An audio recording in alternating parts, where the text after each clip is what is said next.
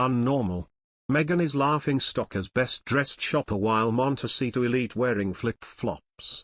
Meghan Markle was spotted shopping at some of her favorite stores near her $14.7 million estate in Montecito, California. Except for her bodyguard and the paparazzi who shot the photos, the Duchess of Sussex could have been incognito in the streets of Montecito, California, on Wednesday afternoon. Many wealthy residents of the ritzy seaside community have assistants or personal shoppers out scouring the local shops for gifts at the holidays, but it's obvious in these exclusive dailymail.com photos that, on Wednesday afternoon at least, the Duchess of Sussex preferred to do it herself.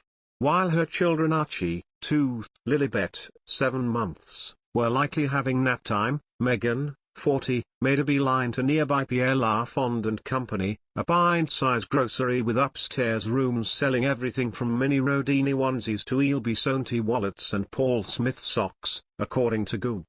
Meghan was certainly the best-dressed shopper that day in Montecito. Locals are known to dress down in sweats and flip-flops despite their wealth.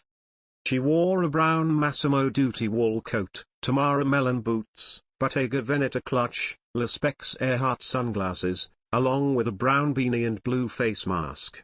However, many royal fans pointed out that she called paparazzis. One fan said, "Strange how whenever she goes out incognito there is always a photographer around. It's almost like they are paid to be there. She's clearly not undercover. She's called the paps to get attention seeing as she hasn't had any on here for a while." One user replied, "You missed out the time when she was popped carrying baby A while H was over here for the funeral. You clearly don't get what's going on. She's only popped when he's not there. He thinks he's with someone who is treated unfairly by the media who he can feel sorry for, not a publicity-mad influencer. This is what makes the whole saga so enthralling, watching her machinations unfold in real time, waiting for the penny to drop for H." Another added, "Paps plural? Ha ha ha. Look at the shadows on the ground. It's a single photographer. I guess all the other paps she called couldn't be bothered to turn up." It was a crisp 55 degrees and clear with no clouds in the sky. Meghan was wearing items that we've seen before in photos. It's smart of Meghan to recycle her wardrobe, retail strategist and kitson owner Fraser Ross tells dailymail.com. It makes her more relatable to her fans out there who may be having a tough time because of the pandemic. There was no sign of her husband Harry, 37, on this outing. There was a franticness to her shopping, like she was just itching to get out and be somewhat normal, says an onlooker, even if it was for just an hour. Meghan got out of the car she was driven around in and walked inside Pierre Lafond and upstairs to the gift and home furnishings department and was followed by a bodyguard. She emerged shortly afterwards carrying 2 bags, and the bodyguard carried a folded-up blanket in a plastic bag. They quickly put the shopping haul in the back and got Meghan back in the car.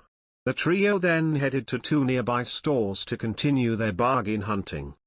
Her bodyguard left her to shop at the kids' clothing boutique Poppy, where she browsed both the boys' and girls' sections before checking out the sale items. She spent about 5 minutes there before heading over to Hudson Grace, a home furnishings store, eventually emerging with her head down, looking at her phone. The bodyguard quickly whisked Meghan into a waiting car and back home as she failed to find something she liked at the last 2 stores. Earlier this week, a royal family member publicly supported Meghan and Harry's decision to move to California. In an interview on the Italian talk show, Porto a Porter, Sarah Ferguson said Meghan Markle seems to be making the Duke of Sussex happy. Markle seems